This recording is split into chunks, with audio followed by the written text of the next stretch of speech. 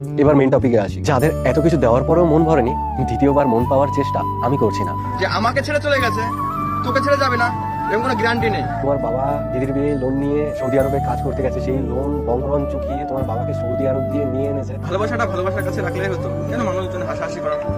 আসার পরে যে সোনার লাক্সুরিকে যে চেনটা দিয়েছিল সেটা তাহলে বঙ্গবন দিয়েছে। ভাই আমি একটা কথা বুঝি না, যে ভালোবাসার মানুষকে যদি কিছু দেওয়া হয় তো সেটা নেক্সট টাইম কি করে মানুষের সামনে বলে? ফোন দিয়েছিস নাকি তুই? সোনার চেন দিয়েছিস, 2 লাখ টাকা দিয়েছিস নাকি? কাকে নিয়ে কথাগুলো বলছিস তুই? ভেবে দেখেছিস তুই কাকে নিয়ে? ভালোবাসার মানুষকে নিয়ে কথা বলছিস কি? আমি এই দিয়েছি, সোনা দিয়েছি, গয়না আমিও তো ভাই দিয়েছি।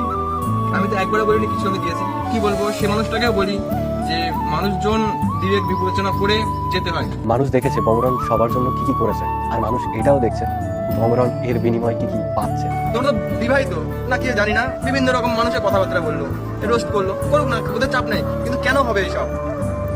যে ভালোবাসে তাকে নিয়ে এইসব কেউ বলে?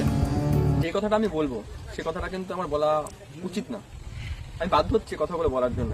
কিন্তু আমার কাছে সব এসএমএস আছে, সব আমাকে ডিএম করে যে তার নাম্বারটা দাও, কি হয়েছে বিষয়। ভাবতে পারো যে আমি এইসব ভিডিও কেন করছি? এসব ভিডিও তো আমার কোনো কারণেই নেই করার, কিন্তু আমি তোমাদের কিছু এসএমএস, কিছু জিনিস তোমার দেখাচ্ছি।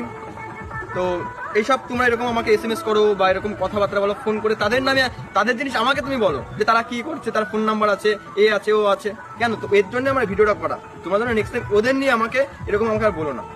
আমি তো আমার মতন আছি, তো সবই তো তোমরা জানো।